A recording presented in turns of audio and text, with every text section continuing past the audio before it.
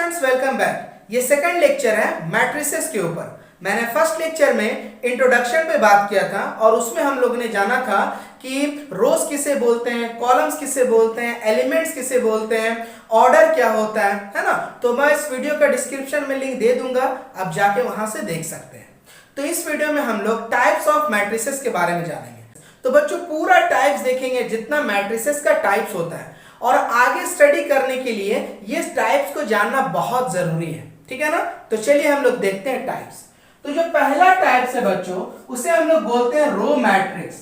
Clear है ना, row matrix. अब रो मैट्रिक्स किसे बोलते हैं? ऐसा मैट्रिक्स जिसमें नंबर ऑफ रोज कितना होना चाहिए? 1 होना चाहिए, ठीक है। नंबर ऑफ कॉलम्स कितना भी हो, लेकिन रोज कितना होना चाहिए? 1 ही होना चाहिए। एग्जांपल देख लीजिए, 1 2 3 4 5, ठीक है। ये आप ऑर्डर देखिएगा तो 1 into 5 है। क्लियर है ना। इसमें नंबर ऑफ रोज देखिए कितना है, यहां पे नंबर ऑफ रोज 1 है, लेकिन आप अगर नंबर ऑफ कॉलम्स देखेंगे तो नंबर ऑफ कॉलम्स आपका 5 है। क्लियर है ना। तो नंबर ऑफ कॉलम्स से हमें कोई मतलब नहीं है, हमें बस इतना देखना है कि हमारा रो 1 होना चाहिए, ठीक है। कुछ दूसरा एग्जांपल देख लीजिए, 1 3 5। क्लियर है ना। देखिए एक रो है, तो जिसमें भी एक रो होगा वो मेरा कहलाएगा रो मैट्रिक्स। चलिए बच्चों सेकंड टाइप पे आते हैं, कॉलम मैट्रिक्स। Column matrix. अब कॉलम मैट्रिक्स किसे बोलेंगे? ऐसा मैट्रिक्स जिसमें नंबर ऑफ कॉलम्स 1 होना चाहिए। ऐसा मैट्रिक्स जिसमें नंबर ऑफ कॉलम्स कितना होना चाहिए? आपका 1 होना चाहिए, उसे हम लोग बोलेंगे कॉलम मैट्रिक्स। इसमें रो जितना भी हो सकता है उससे कोई फर्क नहीं पड़ता, कॉलम बस 1 होना चाहिए। क्लियर है ना। एग्जांपल देख सकते हैं और भी, 2 4 6। क्लियर है। नंबर ऑफ कॉलम 1 है, रो आपका यहाँ पे 3 है। क्लियर है ना। चलिए समझ गए रो और कॉलम। चलिए थर्ड हमारा है जीरो और नल मैट्रिक्स। तो हम लोग जीरो भी बोलते हैं और नल से भी जानते हैं, ठीक है ना। तो जीरो और नल किसे बोलते हैं? ऐसा मैट्रिक्स जिसमें नंबर ऑफ एलिमेंट्स जो होगा ना बच्चों, वो 0 होना चाहिए। जितना भी एलिमेंट्स है सारा क्या होना चाहिए? 0 होना चाहिए। किसी भी ऑर्डर में हो कोई फर्क नहीं पड़ेगा, बस सारा एलिमेंट्स उसका 0 होना चाहिए। क्लियर है। इसका अगर ऑर्डर बात करें तो 1 into 1, इसका ऑर्डर बात करें तो 2 into 2, इसका हम लोग ऑर्डर बात करें तो 2 into 4। क्लियर है ना। सारा अंदर का एलिमेंट 0 होना चाहिए, उसी को हम लोग बोलेंगे जीरो और नल मैट्रिक्स। चलिए फोर्थ टाइप से हम लोग आते हैं स्क्वायर मैट्रिक्स। बच्चों यहां से आपका इंपॉर्टेंट स्टार्ट हो रहा पॉइंट्स, ठीक है ना। चलिए स्क्वायर मैट्रिक्स इसे बोलते हैं, देखिए ऐसा मैट्रिक्स जिसमें नंबर ऑफ रोज और नंबर ऑफ कॉलम सेम होना चाहिए। क्या बोला मैं? नंबर ऑफ रोज और नंबर ऑफ कॉलम सेम होना चाहिए। जैसे कि आप ऑर्डर बोल सकते हैं 2 into 2, 3 into 3, 4 into 4। इस टाइप के ऑर्डर वाले को मैट्रिक्स को हम लोग क्या बोलते हैं? Square matrix. चलिए एग्जांपल देखिए, मान लीजिए यहाँ पे एक एग्जांपल ले लेते हैं। एक मैट्रिक्स ए है, अब इसका ऑर्डर देख सकते हैं कितना है, ये 2 into 2। दूसरा आप एग्जांपल देख सकते हैं, है ना। यहाँ पे ले लेते हैं 6 7 8 9 10 11 -1 -2 -3। अब ये देख सकते हैं क्या है? 3 into 3। तो ये क्या चीज है? आपका एक बोल सकते हैं स्क्वायर मैट्रिक्स है। क्यों है स्क्वायर मैट्रिक्स? क्योंकि जितना नंबर ऑफ रोज है उतना ही नंबर ऑफ कॉलम है, जितना नंबर ऑफ रोज है उतना ही आपका नंबर ऑफ कॉलम्स है। क्लियर है बच्चों।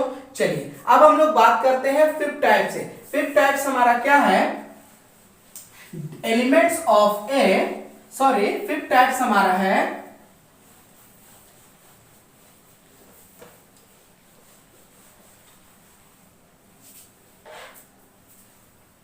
चलिए बच्चों फिफ्थ टाइप्स हमारा है डायगोनल एलिमेंट्स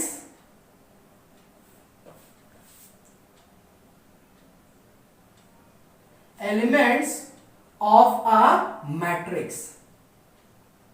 क्लियर है बच्चों। अब diagonal elements of A matrix यानी कि डायगोनल किसे बोलते हैं? देखिए ऐसा मैट्रिक्स जिसमें आपको डायगोनल सिर्फ देखना है। जैसे कि एग्जांपल के तौर पे देखिए, एक हम लोग मैट्रिक्स ले लेते हैं 1 2 3 4 5 6 7 8 9। क्लियर है। ये आपको बोल सकते हैं 3 into 3 का ऑर्डर में है। अब इसका डायगोनल पार्ट कौन होगा? ये पार्ट ये पार्ट और ये पार्ट, तो ये सब हमारा क्या चीज है, ये डायगोनल है, ठीक है ना। उसी तरह दूसरा भी आप देख सकते हैं एग्जांपल 2 4 6 7। अब इसमें कौन सा आपका जो एलिमेंट्स है डायगोनल का कौन सा है, 2 है और 7 है। क्लियर है ना, समझ गए डायगोनल्स क्या होगा, ये सब एलिमेंट्स इसका कहलाएगा, ये जो मैट्रिक्स है इसका ये सब डायगोनल है, ठीक है। जैसे अगर इसका हम लोग नेम बोले तो बोलेंगे A11 है ना, क्या होगा 2, और अगर ये बात करेंगे तो क्या इसका क्या आएगा A22, क्या है 7। उसी तरह अगर 3/3 का है तो A33 वाला पार्ट आएगा, अगर 4 into 4 का होगा तो क्या चीज आएगा, A44 आएगा। क्लियर है ना, समझ गए। चलिए सिक्स्थ हमारा जो टाइप्स है वो है बच्चों डायगोनल मैट्रिक्स। कंफ्यूज मत होइएगा, ठीक है ना। ये हम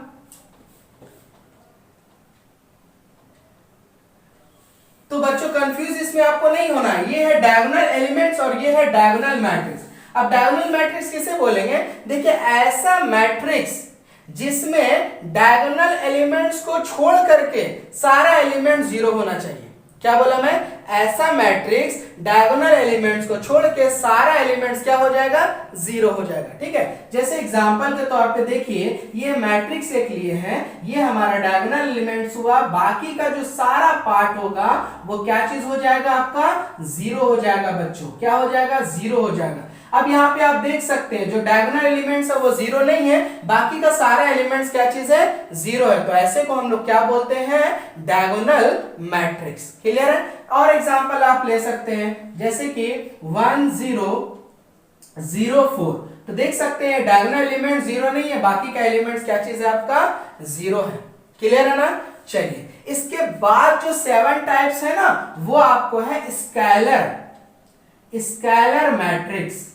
अब स्केलर मैट्रिक्स किसे बोलते हैं बच्चों, देखिए ऐसा मैट्रिक्स जिसमें डायगोनल एलिमेंट सेम होना चाहिए और बाकी का सारा एलिमेंट जीरो होना चाहिए। क्या बोला मैं, ऐसा मैट्रिक्स जिसमें डायगोनल एलिमेंट सेम होगा, जैसे 1 है तो सारा डायगोनल एलिमेंट्स 1 होगा, 2 है तो सारा 2 होगा, 3 है तो सारा 3 होगा। क्लियर है। चलिए इसका एग्जांपल देख लीजिए आप, जैसे कि यहाँ पे 2 0 0 0 2 0 0 0 2, ये आपका 3 into 3 का ऑर्डर में है। आप देख सकते हैं इसका सारा जो डायगोनल एलिमेंट्स है वो सेम है, ठीक है ना। दूसरा आप एग्जांपल देख सकते हैं 4 0 0 4। क्लियर है ना, जो डायगोनल एलिमेंट है वो क्या चीज है, आपका सेम है, तो ऐसे को हम लोग बोलते हैं स्केलर मैट्रिक्स। क्लियर है। चलिए 8 वाला भी आप देख लीजिए यहीं पे, तो 8 वाला पार्ट होता है यूनिट मैट्रिक्स। अब यूनिट मैट्रिक्स क्या होता है बच्चों, इसको भी देखिए जो डायगोनल एलिमेंट्स है वो 1 होना चाहिए, बाकी का एलिमेंट जीरो। क्या बोला मैं, डायगोनल एलिमेंट सिर्फ 1 होगा, उसके अलावा अगर कुछ भी होगा तो वो यूनिट मैट्रिक्स नहीं कहलाएगा। जैसे एग्जांपल के तौर पे देख सकते हैं आप 1 0 0 1, ठीक है, एक 2 into 2 का ऑर्डर ले लिए, देख सकते हैं आपका डायगोनल एलिमेंट्स क्या है, 1 है, बाकी का एलिमेंट जीरो। उसी तरह और दूसरा एग्जांपल आप ले सकते हैं 1 0 0 0 1 0 0 0 1, ठीक है ना। ये आप हम एक 3/3 का ले लिए और इसका जो आप देख सकते हैं जो डायगोनल एलिमेंट्स है वो क्या चीज है, आपका 1 है। अब यहाँ पे आपको कंफ्यूज नहीं होना बच्चों, डायगोनल मैट्रिक्स, स्केलर मैट्रिक्स और यूनिट मैट्रिक्स में, डायगोनल मैट्रिक्स में डायगोनल एलिमेंट्स कुछ भी हो सकता है और नॉन डायगोनल एलिमेंट जीरो होना चाहिए। आपका स्केलर मैट्रिक्स में नॉन डायगोनल एलिमेंट जीरो होगा और डायगोनल एलिमेंट सेम होगा। अगर 2 हो 3 हो 4 हो कुछ भी हो तो सारा डायगोनल वाला सेम नंबर होगा। क्लियर है ना। लेकिन यूनिट मैट्रिक्स में क्या होगा, नॉन डायगोनल एलिमेंट जीरो होगा और डायगोनल एलिमेंट्स को 1 होना चाहिए, कुछ भी नहीं, ठीक है ना, 2 भी नहीं हो सकता, 3 कुछ नहीं, सिर्फ 1 होना चाहिए। क्लियर है। चलिए 2 टाइप्स और हम लोग देखते हैं।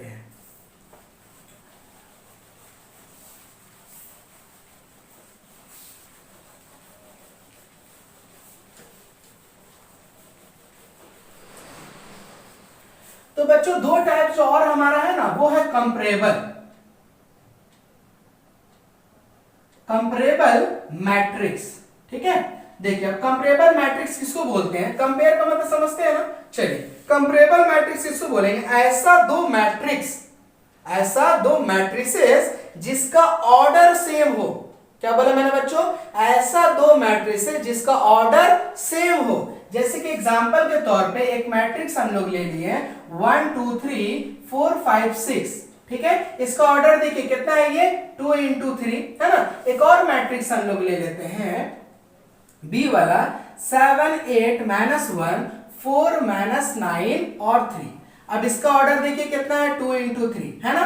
तो हम लोग बोलेंगे matrix A and B are comparable. क्यों?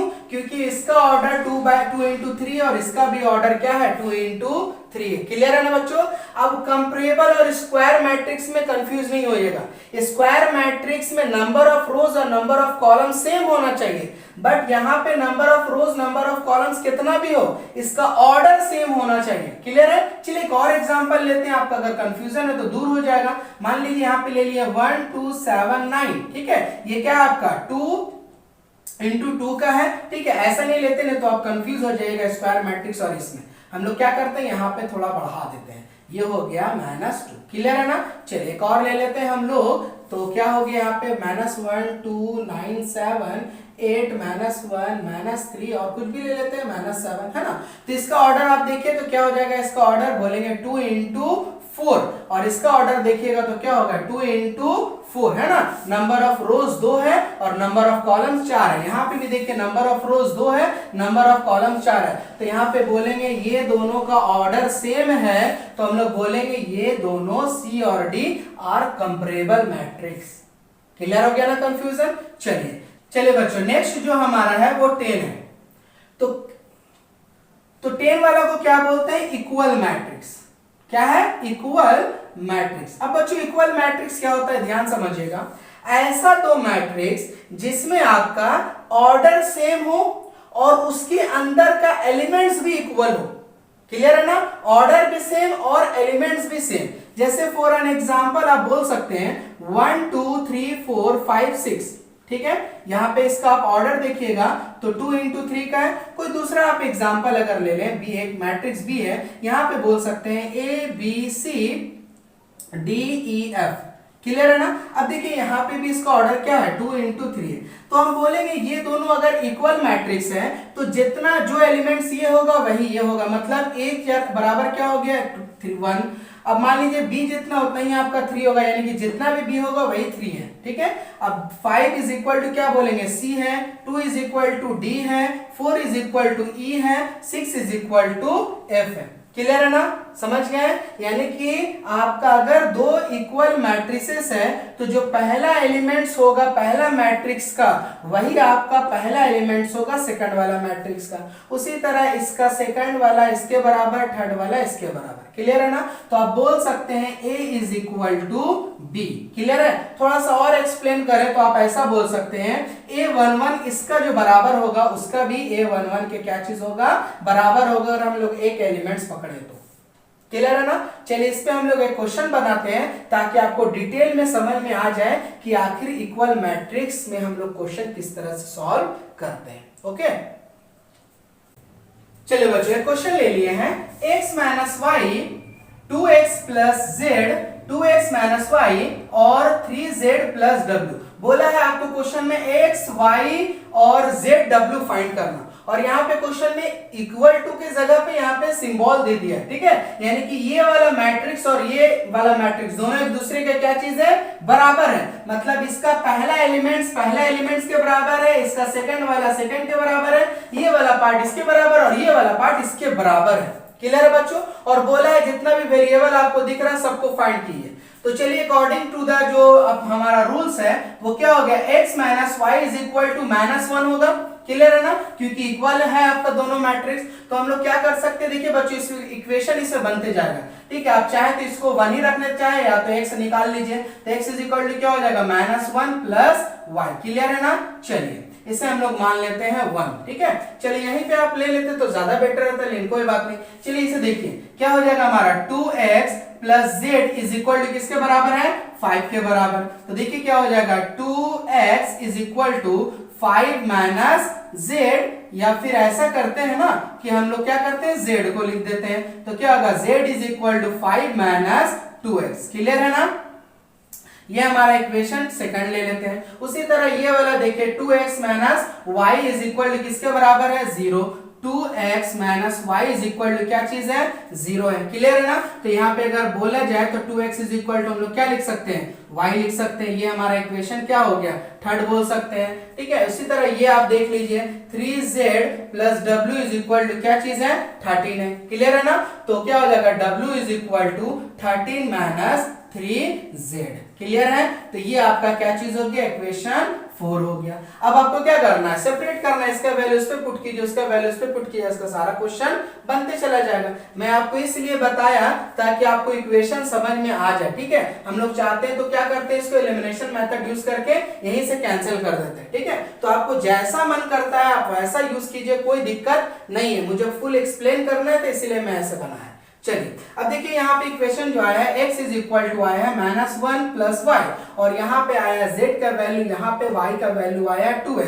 तो आप कोई भी इक्वेशन है, मान लो 1 को 2 3 में पुट कर सकते हैं, 3 को 1 में पुट कर सकते हैं, आप एलिमिनेशन मेथड यूज करते हैं। मैं बोला ना, जो यूज करना आप कीजिए, आप x y और z और w का वैल्यू निकालिए। ठीक है, तो चलिए सबसे पहले हम लोग क्या करते हैं, x का वैल्यू निकालते हैं। यहाँ पे दिया हुआ है ना, y का वैल्यू कितना है, यहाँ पे 2x है, तो यहाँ पे y जो है उसको हम लोग पुट कर देते हैं। ठीक है, solving 1 and 3, solving equation 1 and 3, we get क्या मिलेगा बच्चों, देखिए यहाँ पे देखिए x is equal to -1, y कितना, y की जगह हम लोग क्या लिख सकते हैं, 2x लिख सकते हैं ना। इसी इधर लेते हैं, क्या हो जाएगा, x minus 2x is equal to -1 minus x is equal to minus, यानी कि x is equal to 1। Clear है ना। अब x का वैल्यू को क्या कीजिए, किसी पुट कर दीजिए, जो इक्वेशन आएगा यहाँ पे पुट कीजिएगा तो आपको z मिल जाएगा। ठीक है ना। तो चलिए यहाँ पे पुट कर दे रहे हैं, x का वैल्यू हम लोग सेकंड में पुट कर रहे हैं, तो देखिए क्या हो जाएगा, z is equal to 5 minus 2 into 1। Clear है। तो z इज इक्वल टू क्या हो जाएगा, 5 minus 2, z is equal to हो गया 3। क्लियर है ना। उसी तरह अब आप क्या कीजिए, z का वैल्यू यहाँ पुट कर दीजिए, w मिल जाएगा। ठीक है ना। चलिए क्या हो जाएगा, देखिए अब यहाँ पे हम लोग पुट कर रहे हैं, w is equal to 13 minus 3 into 3। Clear है ना, z 3 आ रहा है, तो क्या हो जाएगा, w is equal to 13 minus 9, यानी कि w is equal to 4। Clear है। चलिए अब आपको x मिल गया, z मिल गया, w मिल गया, और कौन बच गया, y बच गया है ना। तो y निकाल लीजिए। देखिए अगर x का वैल्यू अगर पुट कीजिएगा, कोई भी इक्वेशन इस पे पुट कीजिए, इस पे पुट कीजिए, अगर इस पे पुट कीजिएगा तो देखिए क्या हो जाएगा, x यहाँ पे 1 आया तो ये वाले इधर आएगा तो 2 हो जाएगा। ठीक है ना। तो चलिए देखिए यहाँ पे सॉल्व कर देते हैं, तो क्या हो जाएगा, x इज इक्वल टू हमारा है -1 प्लस y, तो x के जगह पे क्या है, 1 रख दीजिए, क्या हो जाएगा, -1 प्लस y, इधर कर दीजिए 2 is equal to y, y क्या आया आपका 2 आया। क्लियर है ना।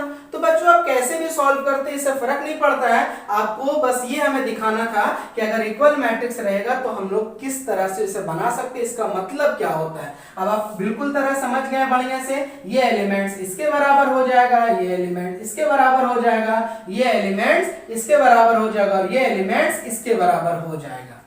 क्लियर है ना। तो बच्चों यही था हमारा टाइप्स ऑफ मैट्रिसेस। इसके बाद हम लोग नेक्स्ट वीडियो में देखेंगे कि हम लोग दो मैट्रिसेस को ऐड किस तरह से करते हैं, सब्ट्रैक्ट किस तरह से करते हैं। क्लियर है ना। तो चलिए मिलते हैं फिर नेक्स्ट वीडियो में। और हाँ बच्चों, इस टाइप का क्वेश्चन बुक में आपका दिया होगा, उसको आप सॉल्व कीजिए, और कहीं पे भी दिक्कत होता है तो मुझे कमेंट सेक्शन में जरूर बताइए, मैं नेक्स्ट वीडियो से पहले मैं उसका सॉल्यूशन बना दूंगा। तो चलिए मिलते हैं फिर नेक्स्ट वीडियो में।